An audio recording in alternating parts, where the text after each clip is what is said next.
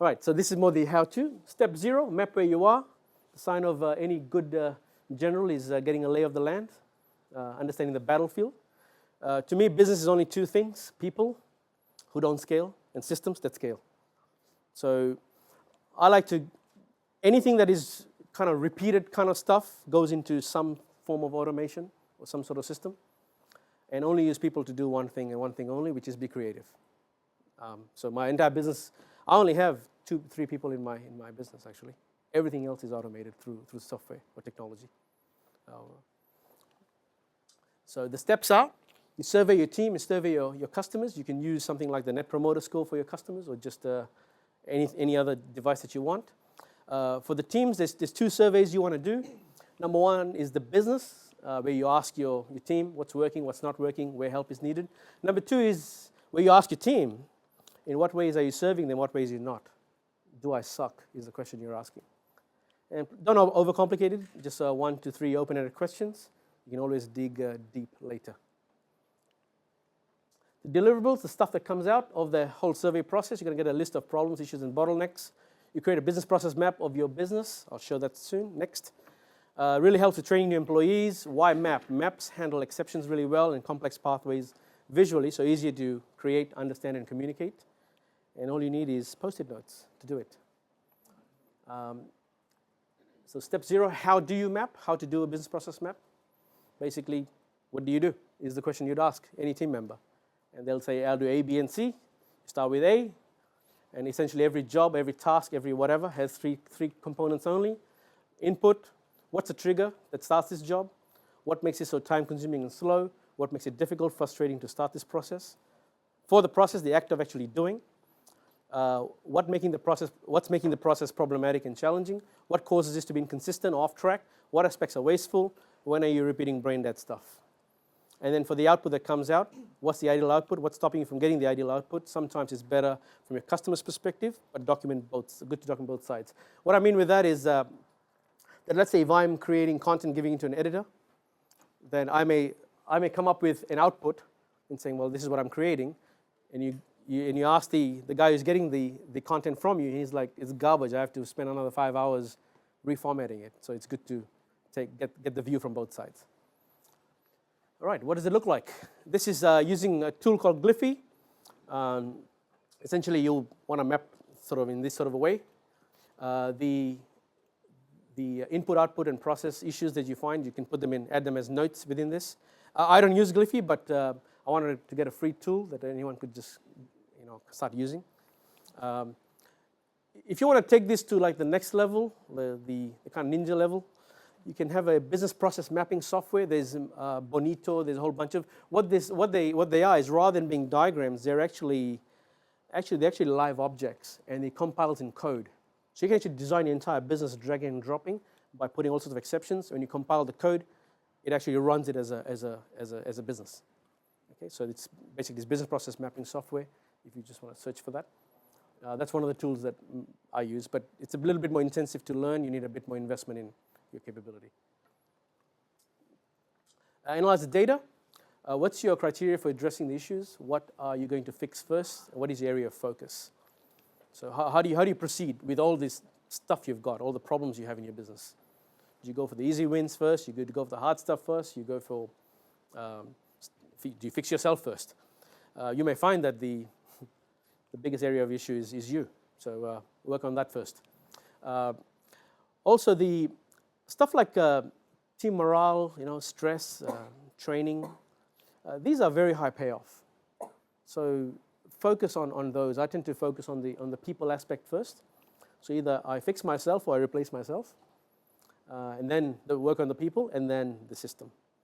But the business needs should dictate priority. So let's say, for example, if that's not a big issue and your people aren't a big issue, then just get down to the system. But let the business needs dictate priority. Of course, people are hardest to fix, and you prioritize on ROI and payoff. That's and then you decide what you're going to fix now, later, or never. Warning: I see this all the time. People get all pumped up from a seminar. They want to go and start implementing, and there's no capacity to do any more. If you're already doing 18 hours a day, then you got no business doing this stuff. So the first task would be then to how do you create capacity. So who's going to lead the project? Do you have excess capacity? Does your team have excess capacity? There's no faster way to piss people off than to start dumping more stuff onto them when they're already sinking. So just be wary of that before you do it. Just a table I came up with. Hopefully it allows you to prioritize. So let's say you list the issues on one side. Is the payoff high? And by payoff, I mean payoff over the lifetime. So not just immediate payoffs, but payoffs. Let's say, for example, in our example of making a website versus hiring someone. Well, hiring someone is a high payoff, even if it's going to take you a year to work it out. Time required, investment required, is it low or high? ROI is, now you can actually translate all of this into dollars and cents. So you can actually create a ratio between your rate of return and the cost of capital, and then you can just sort it. Don't have time to go into how you go about doing that, but you can actually mathematically derive a lot of these things. Not relevant if you've got small projects. If you're going to get some very small payoffs, like, let's say $1,000 here and there, it's no point kind of modeling that sort of stuff out. But let's say if you are building a new factory in China for 10 million, then it kind of makes it worth your while to do this sort of stuff. Then you prioritize based on the ratio of high payoff and low. So you don't need this column. You can just say, well, high payoff, low. Obviously, I'm going to do that first. Right. Step 2, all at once or piecemeal. And can you make the hard decisions? Once again, goes back to the mental model stuff. Actions all at once is good if your team if the culture within the organization is one of rapid change, then all at once is possible. Otherwise, take it slowly. Like don't burn your team in the process. You want to come out the other side without a team. So just be mindful of that. You're dealing with humans here, and so it takes be sort of understanding about and respectful about that. Now, the 11 other things to consider, this just to round the whole thing out. Oh, wow, that looks horrible in the big screen. Number 1 is structure. How is your business structured? Do you have your asset protection, your tax planning, and that sort of thing all done properly? If you have intellectual property, you can probably shove it online, offshore, and that sort of thing. So just be mindful of that. Don't just put everything into a company. Structuring makes a big difference, not at the start, but at the end. Huge payoff when you're selling stuff. Wrong structure, high tax. Right structure, no tax, basically. Funding. This is another common one that I see. I'll see this business plan. It has this growth going up to the moon. I'm like, do you have money? Because it's a negative cash flow situation where you're going to have to put more money in to get the sales because the cash conversion cycle is negative. And they're like, no, but our sales are going up. I'm like, yeah, sales cost money. So they'll often have no consideration being put to where the money's going to come from to fund the growth. And so then you've got a business that's going to grow really fast and die. And that happens more frequently than not. This is just to prevent any fights, shareholders agreement, that sort of thing. Get it done while you're still friends. And also things like, cover things like, death and what you don't want is your business partner's wife becoming a business partner who you hate. Accounting and tax planning goes without saying, just sort of forward planning to make sure that you've maximized your returns. Once you start making money, this sort of stuff adds a lot of money to the bottom line. But you're not thinking about it, then you're never structuring for it. And as a result, you miss out on the opportunities that arise. So you don't have to go implement this right now, but just be mindful that if you are getting into a business that's going to start growing, then put some effort into it later. Detailed understanding of your business processes. We've just covered quite a bit of that, about how to map out the entire business. The point I want to make with this is that your most profitable customer may not be your most profitable customer. So this is fall within the domain of, if there's an accountant here, then you'd probably know this. It's activity-based costing. You normally only do it at uni, and no one ever uses it. But it's very, very powerful if you do use it. And what you're going to find is that you may have a customer A and a customer B, and let's say sales, these guys giving you 1 million, these guys giving you 1 mil as well. This guy places one order, he tells you a year in advance what he wants for the next 12 months. So the cost to serve him is not much. So let's put a small number. This guy here calls you every 3 days, changes stuff, returns stuff, asks for discounts, doesn't pay on time, and a royal pain. And so his cost is huge. All of a sudden, if you're just looking at the gross profit, the gross margin level, they both will be the same actually. But this guy's making you a loss, while this guy's making you a profit. Right? So if you're just looking at the sales level or just the gross profit level, you're missing out on the cost to serve, and your most profitable customer may be actually making you a loss.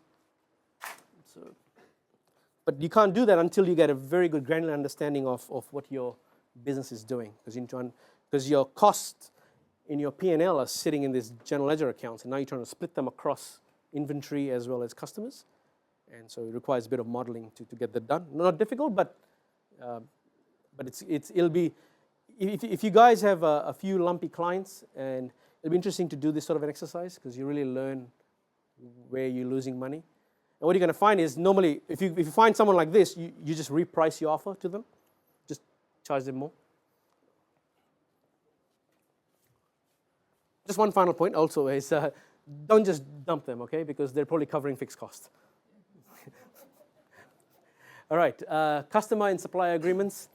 Sometimes you'll see them. They were an agreement was signed 5 years ago. It's been expired ever since.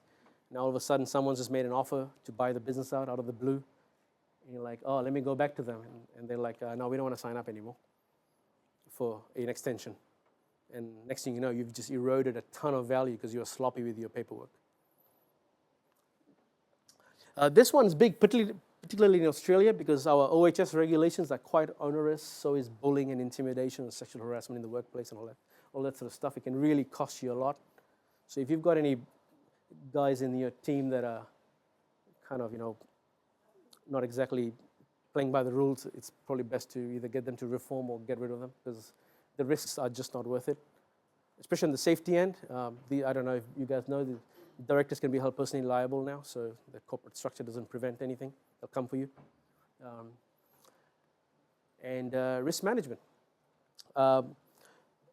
In this case, I don't want to go through the entire list of risks. There's interest rates risk, currency risk, all sorts of stuff. Let's say if you're an e-com business, you're buying in US dollars, selling in Aussie dollars. The recent decline of the Aussie against the US would have cost you a lot if you weren't hedged. So these sort of things, they add up. Just be mindful of that there's risks in any business. And these are quantifiable known risks, not the unquantifiable ones that I was talking to earlier. And internal reporting. Do you have a dashboard that is tracking things that you should be tracking? In one of the prior businesses that I worked in, I used to track ROI on a monthly basis, because that's all I cared about, is how much money have we invested in this thing, how much are we getting out. And so we knew very well, as soon as the ROI numbers moved, we could quickly work out where in the business the numbers had moved. And succession, if you get hit by a bus, what's going to happen? So that's quite important, especially after you've started making some money and you're well on your path to having a good business that can be sold off. These sort of things really, really make a difference, because it removes the key man risk that you're just going to get hit by a bus or something. And probably the most important one, Peter Drucker once said, culture eats strategy for breakfast. I think he was right. The soft stuff in your business really matters. It's high ROI stuff. Don't neglect it. Build a culture of risk-taking. Build a culture of kind of being nice to each other. I've seen so many toxic environments, work environments. It's a pity no one ever sticks around in some of these businesses. And the super leverage point, that's you. Get the emotional, physical, mental stuff sorted out. And if you do that, you'll arrive in style. Then you're on the beach.